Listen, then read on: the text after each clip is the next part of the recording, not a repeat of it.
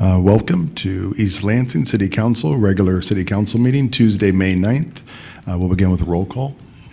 Councilmember Bergover. Here. Councilmember Garcia. Here. Councilmember Watson. Here. Mayor Pro Tem Gregg. Here. Mayor Bacon. Present. Next, I'll look for approval of the agenda. So moved. Second. Moved by Mayor Pro Tem Gregg, second by Councilperson Watson. Any further discussion? Hearing none, all in favor? Aye. Opposed? Motion carries. Approval of the minutes and closed session minutes. Regular council, April 18th, 2023. City Council special meeting, April 19th, 2023. City Council special meeting and budget work session, April 25th, 2023. City Council special work session, May 2nd, 2023. I'll look for a motion. Make a motion to approve the minutes and the closed session minutes. Moved by Councilperson Watson. Second. Second by Mayor Pro Tem Gregg. Any further discussion? Hearing none. All in favor? Aye. Opposed? Motion carries. Next, item 2.1, entering into closed session.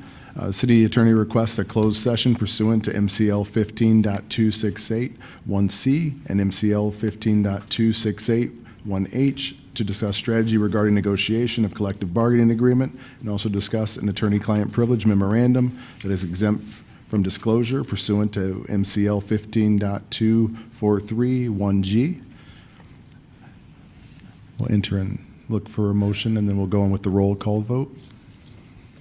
I'll make a motion to approve the closed session.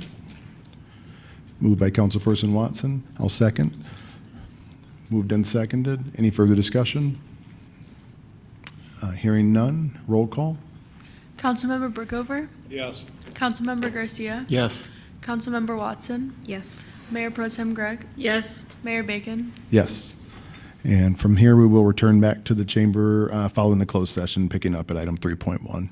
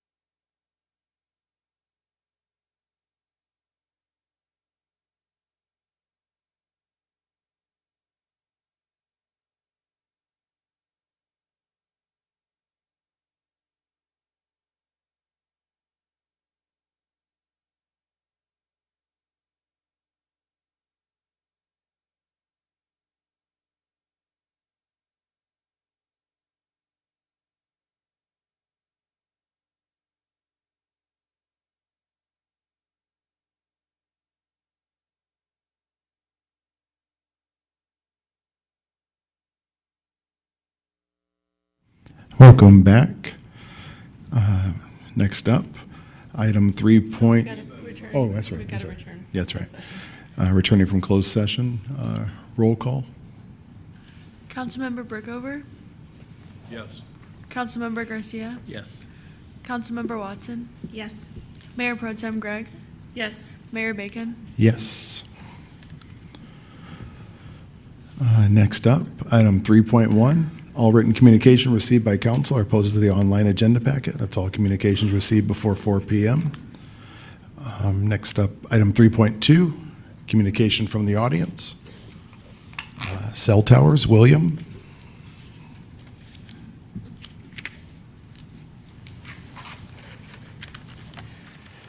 Thank you, Mayor Bacon, for this opportunity to speak. I gave you an article entitled "Two Massachusetts Towns Call a Halt to 5G Towers Until FCC Complies with Court Order to Review the Science," and you have distributed that to other council members. I'm going to quote from part of that article and then add some other things. The residents in Sheffield and Great Barrington said they will consider all applications from telecommunications companies seeking to build wireless infrastructure in their town as incomplete until the FCC reviews studies from scientists independent from the industry who have fully investigated the safety of 5G small cell technology, and until the agency has updated its RF radiation regulations based on a review's findings. These regulations were last updated in 1996. The citizens passed this warrant at the annual town hall meeting. In the warrant, the residents cited two separate rulings by the U.S. Court of Appeals for the District of Columbia Circuit that mandated the FCC conduct such a review, and noted that the FCC has failed to comply with the court orders. By failing to comply with the two court orders, the FCC has failed to adequately show that 5G radiation is safe for the environment or for humans. There were court rulings in both 2019 and in 2021. The court in its 2021 ruling said the FCC completely failed to acknowledge, let alone respond to, comments concerning the impact of RF radiation on the environment. The record contains substantive evidence of potential environmental harms. Although we've been told the radiation from small cell towers is safe,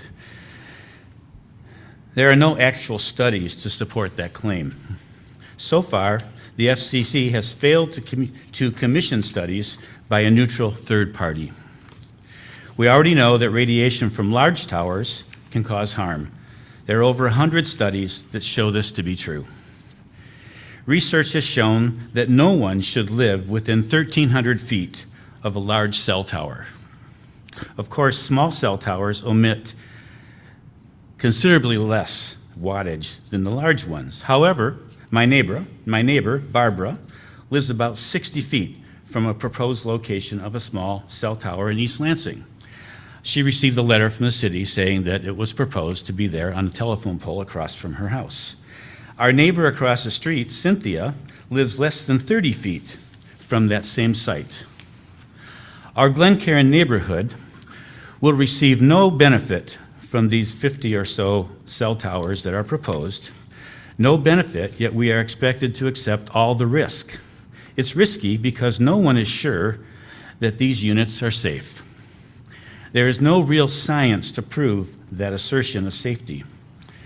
So why are these cell towers proposed limited to single home dwelling neighborhoods such as Glencairn and the Flower Pot neighborhood, plus downtown? Their purpose, of course, is to serve a much larger population at MSU. So why not place these towers between Service Drive and Mount Hope, where no one lives? Why not place some of them in the open spaces north of Lake Lansing Road?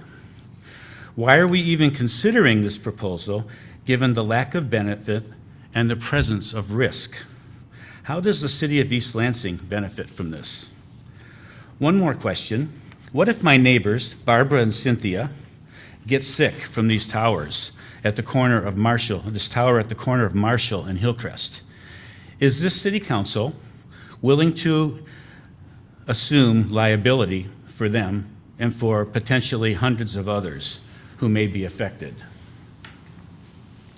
Why is this council considering this gamble where we win nothing, but the stakes are the health and well-being of our residents?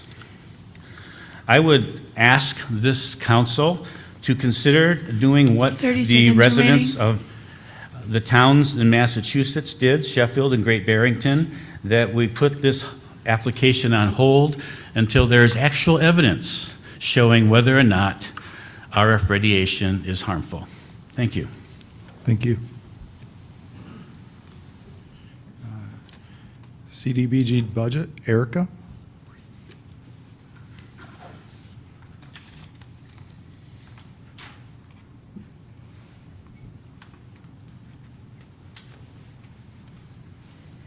Hello, my name is Erica Schmidt-Deal. I'm with MSU Safe Place, and we are recipients of some grant funding from the CDBG grant. We are so appreciative of the support from the City of East Lansing for several years now. And I just wanted to address the rationale, however, in the agenda that was sent to us today, stating that our clients could use the MSU Student Food Bank, which is why we were not fully funded for the amount that we asked. Just to clarify, we do not only serve students at MSU Safe Place, we do serve faculty, staff, and the partners of students, faculty, and staff, as well as the greater Lansing community when we're able to serve non-MSU. And also the Student Food Bank does such great work, but I know they're stretched very thin and they only provide supplemental food assistance. So part of our trauma-informed care of the clients that come to us in crisis is that we do provide groceries for them. We do accommodate cultural, dietary needs and food allergies in being able to purchase groceries that clients request. And then, of course, when clients move out of the shelter, we may be referring them to the Student Food Bank or the Greater Lansing Food Bank. And while they're in shelter, we can help them apply for food assistance through MDHHS. So I just wanted to provide a little bit of background and some clarification on how we operate and how we provide food for the clients that we serve. But thank you again for the grant funding recommendation, and we really do appreciate it. Thank you. Thank you. Douglas, DDA?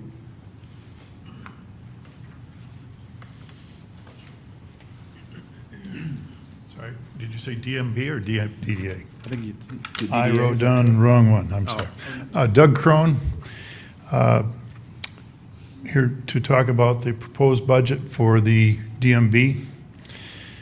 I've been doing business in this town for 48 years. I'm sure some of you know me, but the proposed increase is 227% overall. From just my properties alone is $6,000. That will be passed on to, in most cases, which is leases are triple net leases, to the tenant. There's a lot of for rent signs in downtown East Lansing in the Central Business District right now. I have some. I have about 10,000 square feet that's unoccupied right now. I had the MSU Art Lab. They lost their funding, and that's why they moved out, and that was a hard tenant for me to get. The downtown has had a lot of variety of businesses in the last years. The ones that can pay the rent right now, that are knocking on your door to inquire about renting spaces, are mainly food and service, or not service business, but mainly food, because they're the ones that can pay it. I can go back to Jacobson's, I can go back to stores that used to be there, and they're no longer there, because restaurants and food places have just taken them over. Some of you know that, but I don't need to go over that history. I'm going to get to something here in just a second. Overall, there's less shopping and more food, just to summarize. We know that. I have tried my best with the properties that I have over the last several years. If somebody comes in with a retail or a service business that I like, I will bend over backwards. The MSU Art Lab was one that I practically gave them the last 2,000 square feet on it to get them to move across the street. And there are very few businesses, or very few opportunities that Michigan State has come across Grand River. I can just point out a few. Chase Bank I had to fight to get them. Patea Clothing, which is a girls' clothing store. Campus Barbers is the oldest business on Grand River, and they've been struggling. They're doing okay now, but they were struggling there for a while. MacMen, which I recruited them from, they were halfway between Okemos and downtown East Lansing. MSU Art Lab I mentioned. Moose Jaw.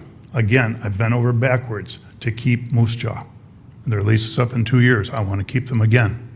I'm working on something else with them. GameStop was there. I lost them because they were struggling downtown. More Than Vantage, they're a couple young boys. I think they've been in this, approached this group. They're trying, but they're not food. And that's just mentioning the ones I can think of off the top of my head that I kind of went through my history. So good retail tenants are not abundant. And that's what we need to do. When I was on the Downtown Management Board, I proposed to use some of the DMB money to write down the rent, because the landlords are going to hold out for it. Whether it's me or anybody else, you would do the same thing. They're going to hold out for the most rent that they can get out of their property, as long as it's a legitimate tenant. So I proposed to the DMB, I was on it for 5, 6, 7 years, to lower the rents, have the DMB use some of their budget to recruit, and we had a list of what we wanted. His brother Gambit's was another one. I didn't rent to them, but excellent tenant. Really brought a lot of people into this town. George, I think I'm seeing a smile. You know some of these people I'm talking about. So I tried this. I got all I heard was, let's promote this, let's promote this, let's promote this. That's why I finally resigned from the Downtown Management Board. I'd take a look at it again, or I could have somebody from my office take a look at it again, being on it with my coaching. I like business. It's what keeps me going. So consequently, whoops, I got 31 seconds. What I wanted to say is there needs to be the 200% increase, that the 200+% increase, they need a business plan. I've looked at their budget. They've gone from $50,000 to $114,000 with just putting line items in. Take a look at what their business plan is. What are they planning on doing with the money? I can look at line items too, but what are they going to really do with it? Especially when they threw $14,000 at the bottom line to just say, we'll take this there, or we'll get by with that. And we'll just make it a nice round $227,000. So I'm sorry my time's up, and I'll close with one last thing. If you were a homeowner in a condo association and your condo fees went up 200 and some %, would you ask questions? That's where I'm at as a landlord. Because I have to answer this to my tenants. Any questions for me? Thank you.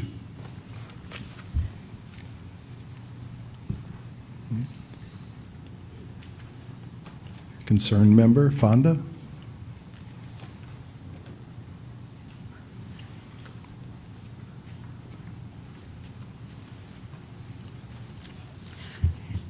Good evening, Mayor Bacon and Council. My name is Fonda Brewer, as you shared, and I'm going to try to read this without my glasses because it's a little dark in here. But anyway, while I am not currently a resident of East Lansing, this city has a big part of my history. I lived here in the early 70s and attended middle school right here in this building, and went on to graduate from East Lansing High School.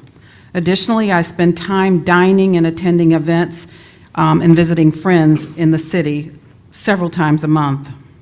Tonight, I'm here to share my concerns surrounding the intent and impact of the anonymous letter and the decision to move forward with an external investigation. I absolutely support your position on operating from a place of transparency in processes. However, in this case, I believe we must explore the intent and impact of who the letter was targeted towards. Intention and impact are two concepts that are often used interchangeably, but they have distinct meanings. Intention refers to the planned or intended outcome of an action, while impact refers to an actual effect or consequence of their action. Understanding the difference between intention and impact is crucial in interpersonal communications and social justice. The bigger difference between intention and impact is important because it highlights the fact that people's actions can have unintended consequences. The impact of an anonymous letter is often more significant than the intent, particularly when it comes to targeting a specific group of people. In this case, the anonymous letter sent to the city officials only complained about the majority of people of color on the council and a person of color in a leadership role, which happens to be diversity, equity, and inclusion, rather than including the entire body of the board. In my opinion, this targeting of people of color in a letter exemplifies an undertone of racism, which is not in alignment with the city's values of inclusivity and equality and equity. Further, I believe that the intent of the letter is personal and a complete distraction to the body of the council to continue the good works that you've been doing in the community. The intent of the anonymous letter may have been to raise concerns about potential violations of city charter, but the impact of singling out people of color is concerning and leads me to question the validity of the letter in its entirety. When a letter targets a specific group of people based on their race, it sends a piercing message that they are not welcome nor valued, in addition to a loud cry of fear of a potential or perceived shift in power to a select group of people. This is not only harmful to the individuals targeted, but it is also harmful to the broader community. In 2018, this council adopted a resolution to condemn racial discrimination. This resolution recognizes the harm that's been done to people of color in the past and commits the city to creating a more welcoming and inclusive community for all. The anonymous letter targeting people of color goes against the resolution and undermines the progress that's been made towards creating a more equitable city. My ask of City Council tonight is to revisit the decision about having an external investigation and canceling it.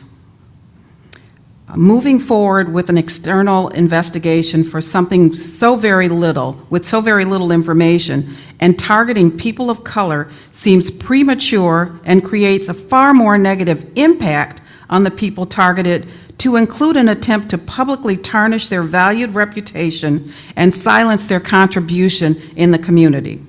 And I'm just going to wrap up to say that I want you to continue to do the great work that you've been doing, and I ask that you reconsider the decision to have an external investigation. Thank you.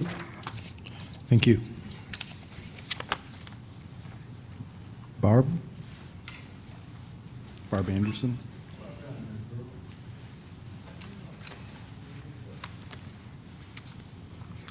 Thank you, Mayor Bacon. My name is Barb Anderson. I live in East Lansing, and I want to testify or speak about the communication between the DEI director and the mayor. I believe that's only natural and needed. I choose to live in East Lansing because of the diversity. I feel comfortable in a racially and ethnically diverse city because it means all types of people, not just white people, feel and are safe here. The recent controversy about the anonymous letter makes me afraid for our city.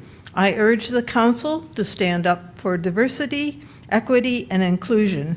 Racism has no place in East Lansing. Thank you for the opportunity to speak. Thank you. Karen? Hello, My name is Karen Honey. I'm a lifelong resident of East Lansing, and I currently serve as the Vice Chair of the Human Rights Commission. I'm here also tonight to express my respect, support, and appreciation for DEI Director Elaine Hardy, for Mayor Ron Bacon, for Councilmember Jesse Gregg and Dana Watson, and for our new city manager, all of whom were named in the anonymous complaint that has recently come to light. I have had the privilege of working collaboratively with Elaine for the last 3 years and Mayor Bacon for the last 2 years on the Human Rights Commission. In my collaborations with both of them, I have experienced nothing but professionalism, integrity, fairness, and commitment to our commission and to our community. We may not always see eye to eye, however, they have always proven to be open-minded, respectful, and fair. Both Mayor Bacon and Director Hardy always encourage us to make our work meaningful and to strive to do our very best to protect and uphold the human rights of our community members, especially those from protected classes. Never have I once experienced any behavior from either of them that could be defined as bullying, unethical, or overreaching. I would also like to state my objection as a taxpayer to the time, energy, and cost that will be incurred in the investigation of this anonymous complaint. Without knowledge of who filed the complaint, how is an investigator able to seek further information or to clarify the many and often contradictory allegations put forth in this complaint? To speculate on the reasons behind former employees leaving seems pointless. The author of this anonymous complaint even concedes that only one person cited unethical leadership as a reason for his resignation. It would seem to me that if anyone else had issues with the new leadership, they had plenty of opportunity to make this known. The anonymous complaint in one breath accuses Mayor Bacon of overreach, then in the next breath chastises him for not imposing his will on the members of the Police Oversight Commission, whose very charge is to ensure oversight and accountability of our police department. The complainant makes false claims about DeAnthony Vaniata, a young black man, pulling his gun on police, which brings into question the credibility and motivation of this complaint. Furthermore, the complainant does not acknowledge that the majority of the City Council voted to request the Attorney General drop the charges against DeAnthony in response to numerous community members coming forward and asking them to do so. The complainant infers that it was a unilateral decision by the mayor, which again brings up concerns about the credibility and motivation of the complainant. It is also of great concern to me that 4 of the 5 people named in the complaint are black. This is the very first time in history that the city of East Lansing is under the leadership of a black mayor, a black chief of police, a black DEI director, and a black city manager. And it would be easy to conclude that the racism and/or implicit bias are motivating factors in this anonymous complaint. In conclusion, I wish to thank Elaine, Ron, Dana, Jesse, and Randy for their leadership, their integrity, and their commitment to our community, and to reiterate my disappointment and my frustration that my taxpayer dollars will be utilized to investigate a complaint that is riddled with conjecture and hyperbole, whose author doesn't even have the courage or the integrity to include their name. And I also reiterate Fonda's request that you reconsider spending the money on this external investigation. Thank you. Thank you. Public comment?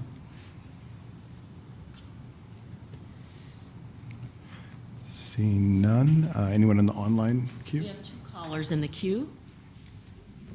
Caller with the name Harold, you're welcome to address council.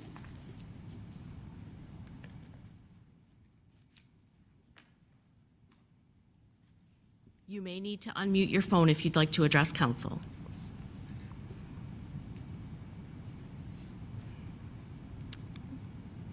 Would you like me to move to the next?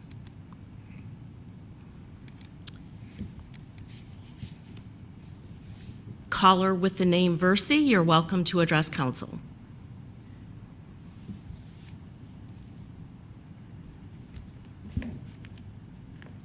You may need to unmute your phone.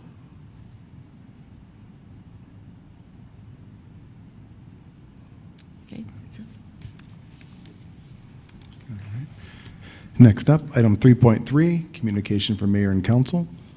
Councilperson Garcia. Nothing tonight, thank you. Councilperson Brookover. Nothing, thank you, Mayor. Councilperson Watson. No, thank you. Mayor Pro Tem Gregg. I just wanted to express my appreciation to our downtown team and to our DPW team that was out placing barriers for Albert Alfresco. I'm excited to see that area come back. It's always a really lively addition to our summer downtown. I will be out sitting on those picnic tables sometime this week. But anyway, thanks for all the hard work. As well, definitely welcome the team for bringing Al Fresco back. Thank you guys. A lot of positive calls and excitement around that. Now there's kind of an expectation, so it's really exciting for that part of it. I want to shout out to Chief Johnson on recent promotions and installations of his new officers. He's a tough guy. I've seen him choked up more in the last couple of weeks than ever, just seeing him get to install his guys and bring people on board, and his commitment to everything they're doing. It's been a nice experience to be there with you guys, and kind of, you almost got me a couple of times, especially with the young guys. So thank you for that work and continuing that process to bring us back to full staffing in that area. Thank you so much for that. Yeah, I don't know if I had anything else. If I forgot anything, maybe the city manager will pick it up. So I'll go to the city manager's report.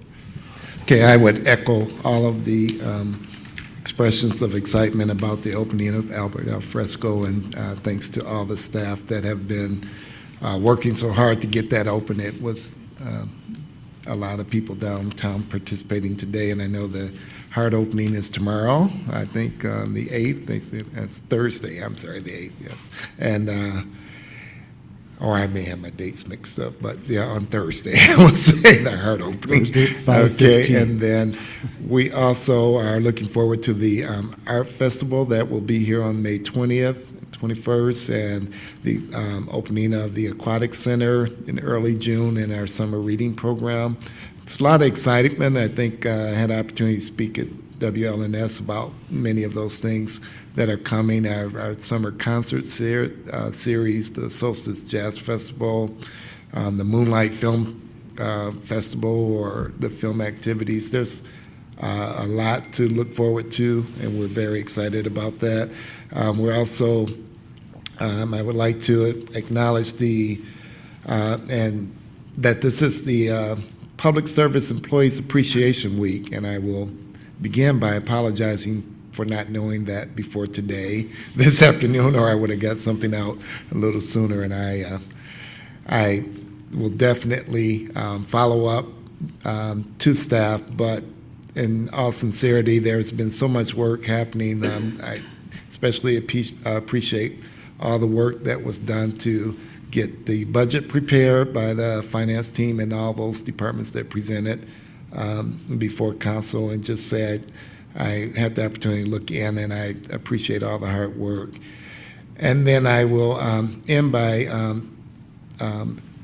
acknowledging to the audience. I know that you had an opportunity to meet in our closed session our new finance director, Ms. Penny Wright, who is in the audience with us today. We're very excited to have you here and welcome you aboard.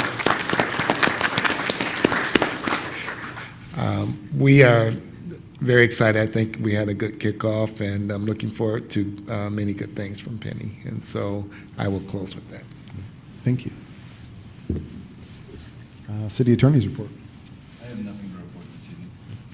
Thank you. Next up, consent agenda. Excuse me. Item 4.1, approve the following appointments or reappointments to boards or commissions.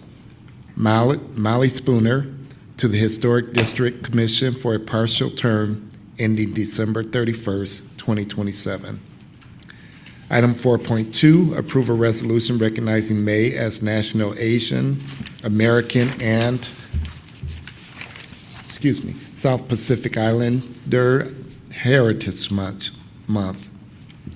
Item 4.3, approve a change order with Hubble, Roth, and Clark Incorporated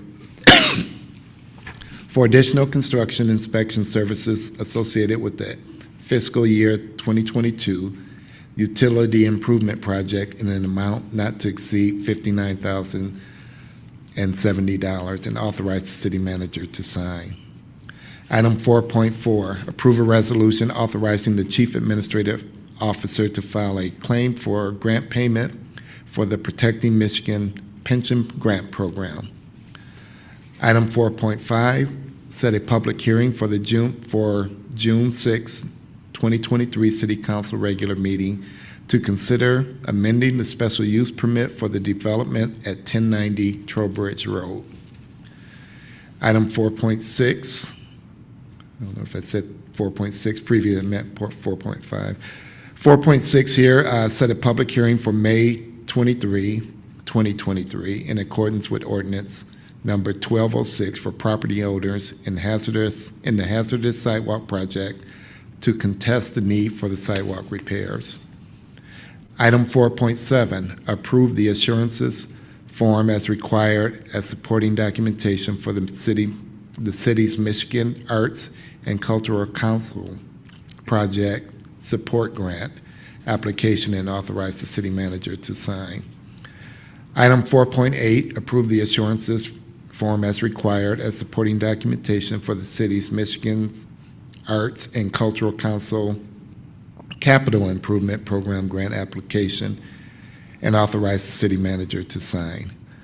Item 4.9, approve a letter of support for Ingham County's Land Bank application for round 2 of the State Land Bank Authority Blight Elimination Program, which will include the demolition of the Downtown Development Authority's properties on 340 and 344 Evergreen Avenue. And item 4.10, approve the purchase of online DEI training modules from the Verna Myers Company in the amount of $34,497. I'll look for a motion to approve the consent agenda. Motion to approve the consent agenda. Moved by Councilperson Watson. I'll second, seconded by me. Further discussion? Hearing none, all in favor? Aye. Opposed? Motion carries. Next up, public hearing, item 5.1, consideration of preliminary fiscal year 2024 budget and property tax rate.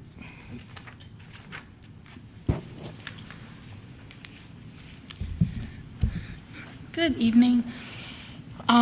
Tonight's budget topic is to hold the public hearing for the 2024 preliminary budget and the property tax rate that's proposed for fiscal year 2024. So this is required by charter.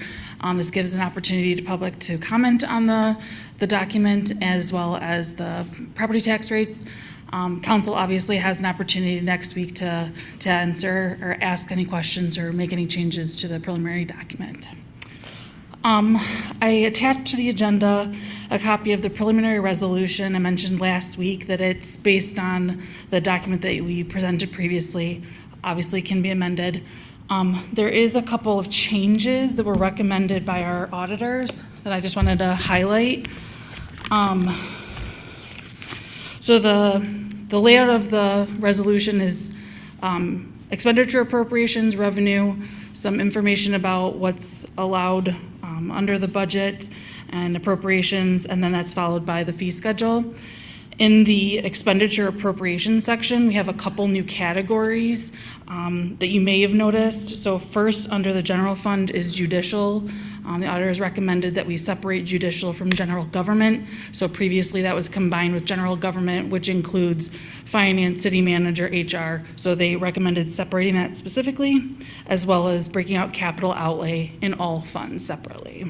So what that means is that if finance was over budget and court was under budget, they couldn't offset each other any longer in terms of not being over budget when we have to stay within those categories. So that's just one item that you may have noticed if you happen to see that. So nothing else for me for public comment. All right. I guess we can open public session, correct? Floor is open.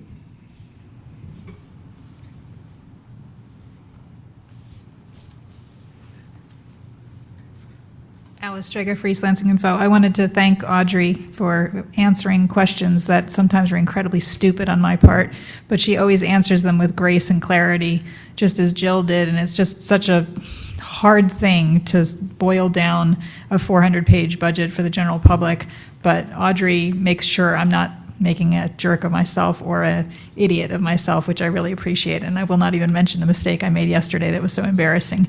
But the one question I did have that I was hoping that I meant to send earlier, but maybe you could speak to, if this $7 million influx comes in, is that kind of already expected in the budget? In other words, if it doesn't come, do we have a $7 million change to do in the budget? Or is it my understanding that if it comes in, it basically comes in and goes right back out? And so we would still be making the normal supplemental pension payment regardless of whether or not the $7 million comes in. So the $5 million aimed supplemental will happen regardless of whether or not the 7 comes in. If the 7 comes in, it's just like a huge shot in the arm to the pension fund. I'll answer those separately. So the $7.6 million is not incorporated in this budget document at all. So if that were to come, well, hoping it's coming in, when that comes in, we do have to identify what particular groups we want to send that to, so that may impact individual functions. So there will be a budget amendment at that time to identify the revenue and what particular functions we would need to address. Then secondly, I would recommend the supplemental pension payment that we have budgeted under the fire department. I would recommend eliminating that from the general fund. It seems, unnecessary at that point. The amount that is coming out of the income tax fund is required by charter, so that $4.5-ish million would still happen from the income tax fund.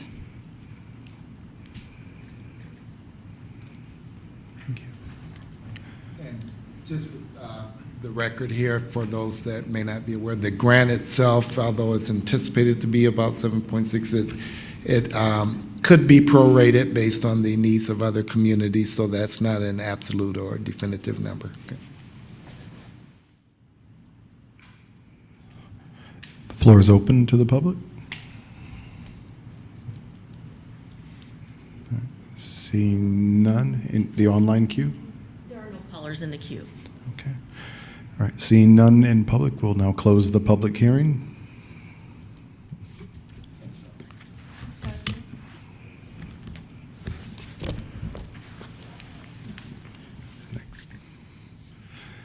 Next up, consideration of City of East Lansing's Community Development Block Grant, CDBG fiscal year 2024 budget. Hi, Council. Matt Apostle, Community and Economic Development Specialist here with the city. So as you will see in the agenda item report, the text there is the full CDBG fiscal year 2024 budget recommendation by the CD Advisory Committee. As we discussed in the budget work session, the committee chose to fund the public service agencies at that 15% cap required under HUD, and then they decided to fund the CDBG admin budget slightly below that 20% cap in order to just provide a little bit more funds for the public infrastructure and housing portion of the budget that is not capped. Happy to answer any questions you may have on the contents of the committee recommendation. No action is required at following the public hearing, as the budget would be up for consideration at the May 23rd council meeting. Thanks. Let me know if you have any questions. I'm sorry, Matt, I didn't hear the last sentences that you said. Oh, so sorry. I'll get a little closer. So yeah, basically there's no action required following the public hearing tonight. The budget would just be up for consideration following the larger budget at the May 23rd meeting. Thank you. And I could hear you, you just said it really fast. Okay, thank you. All good notes. All right. Well, at this time, we'll open the public hearing for public comment.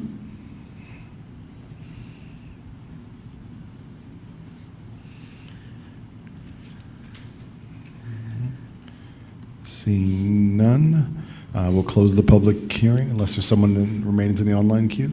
No callers. All right, we'll close the public hearing right there. Yep. Questions from council? I was curious how MSU Safe Place came forward. Did other agencies get letters as to why they weren't approved, or suggestions of where they could get the money, how they should go about, getting what they requested? So In the budget recommendation that's in there, it would describe sort of the general rationale.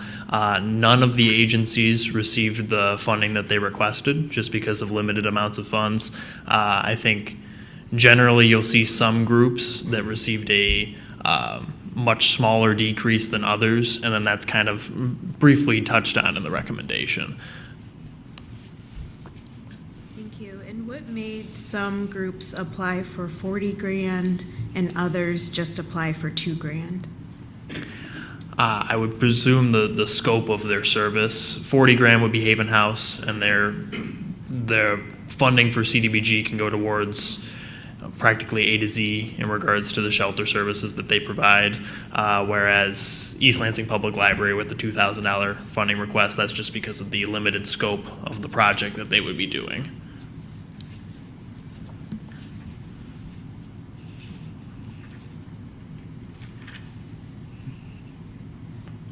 All right, questions?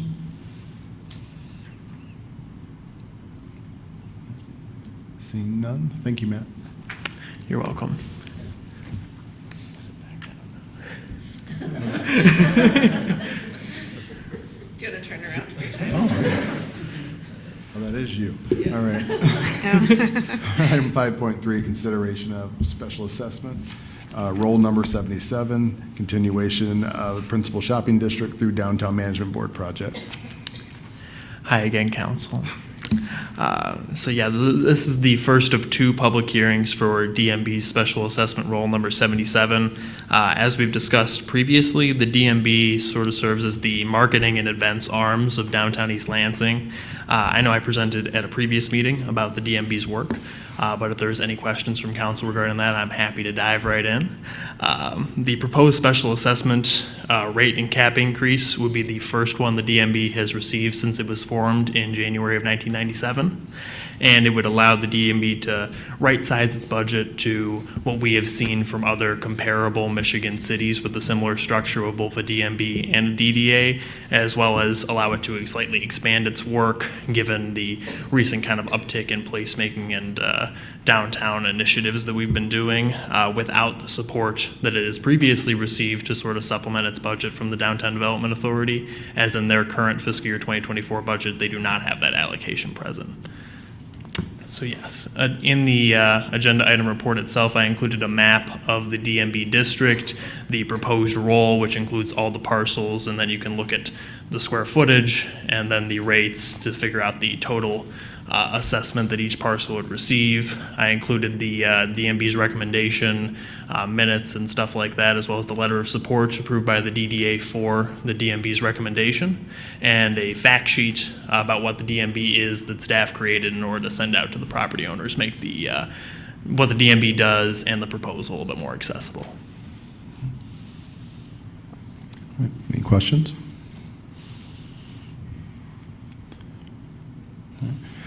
At this time, we'll open the public hearing.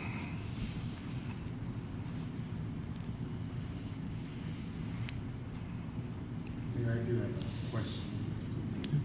I think, and to reiterate the point, you said that there had been, I know in discussions, there had been no increase since 1997. And so that was in part of the explanation of the large increase. I don't know if it was what was described earlier or not, but that in part explains that. And I know I asked you, and I'm not sure that you have an answer or if there's a process, but is there a way to tie future increases to like CPI or something like that, where it wouldn't have such a huge impact and, you know, after 10 years, but that it would just happen naturally with the increases that occur each year, or some other mechanism that might be considered at a later date, you know, something? So yes, after this would sort of right-size the budget after 25 years or so of not increasing it, but then after that, we could base incremental small increases off of a metric like that, yeah. What's CPI? Consumer Price Index? Yes. Well, let me close the floor at this point. Seeing no public. And then also to Doug's point, is he was making some good points. Kind of that, the direct attraction feature, obviously, as we do want to attract retail, I think that's an interesting conversation to have around that, because obviously you can get franchised to death for the people who can't afford to pay those numbers. Considering something for standalones or mom and pops and that kind of thing would be something probably between the DDA and the DMB to consider, and the city, how to, bring those things. It's a little more complicated than what but it's a great idea. And I'm sure as a local business owner who's as a standalone would probably, I think there's something there. I don't know what that is, but that'd be There's a lot something. of conversations at both the DMB and the DDA about small business incubation and different strategies about that. I will point out that the entire DMB budget that comes from this assessment is about $50,000. I haven't totaled out my annual rent, but in order to make any kind of just like actual impact on the square foot rate downtown, $50,000 is not going to do it. Picking which businesses benefit from that is, it's hugely problematic to kind of pick and choose who would benefit, and the fund available is not sufficient to the task. So, but much more appropriate for, advertising type budgets than square foot rental rate budgets in terms of scope. I also want to just disclose my interest in this. I serve on the DMB both as a council member and a small business owner. I pay rent on a rental area that is within the DDA district or DMB district, and my festival that my business hosts has benefited from money from this fund. I believe they paid our musicians last year. I don't know exactly how much that was, but just want to put that out there since we're talking about it. Questions? Yeah, I have a question. I can't remember if I brought this up before or asked it before, but I'm curious about the top 10 residential landlords and top 10 commercial landlords based on pricing, like how much they gain, and also based on how many properties they have. Do we have any, lists like that? I at least don't. Someone else might. I can kind of speak a little bit to that, Dana. We have property tax rolls that shows who owns those things, but we don't have, each owner sets the lease rate on each individual facility that they own, and that's not necessarily public. They do that on a case-by-case basis. I did a little bit of back-of-the-envelope math on our largest tenants downtown, and I don't remember who it was. I think we looked at the Marriott. And it would be about $30 a month for our very largest tenant, largest property owners. So it is a huge increase. That's not to say that a 200% increase is not notable, but the amount of money is still very small. Okay. Thank you. And my question was a little off topic, and it's an in general question that I've had about the city of East Lansing. And so if anyone else has more answers at another time, or one that they do have answers for and one that they don't, it would be good to understand who the business owners are, the landlords. I think there is some data available through assessing as to who are their largest property owners and those things, but I'm not certain to Councilperson Gregg's point that if there's anything that would reflect rental rates or any of those things. But I think based on property value and those things, that could be obtained through assessing, I believe. And I know can tell you what I've kind of individually aggregated, which is just based on advertised prices that we're getting up to, in some cases, $30 a square foot for our Grand River fronting businesses, and that those rents kind of naturally go down as we get a little bit away from downtown. But I would say that like $18 a square foot is a very low rental rate for East Lansing. You'd be very lucky to find something at that rate. So between 18 and 30 seems to be about what stuff is going for down here. And but again, that's just based on advertised rates. And it's not uncommon for a tenant to negotiate with a landlord after they've chosen. And so that's not necessarily what they're actually paying. And you're talking about commercial, you're talking about Yeah, businesses, commercial not, leases, yeah. residents. Good evening, Dave Lee, I'm the city assessor. So I can speak to that a little bit. We do annually compile a list of the 10 largest taxpayers in the city, which would be commercial property owners. We don't do anything along those lines for residential property owners, nor do we have, as Mayor Pro Tem Gregg mentioned, we don't have any direct information in terms of what everyone is charging for rentals. We do kind of study that each year, but we don't have information from the property owners themselves, if that answers your question. David, the commercial would include rental properties, like apartments and those things, or what, is that accurate or not? So commercial classification for property tax purposes is done according to state statute. So anything, state statute says that anything 4 units and above is commercial class properties. Okay. Thank you. Sure, thank you.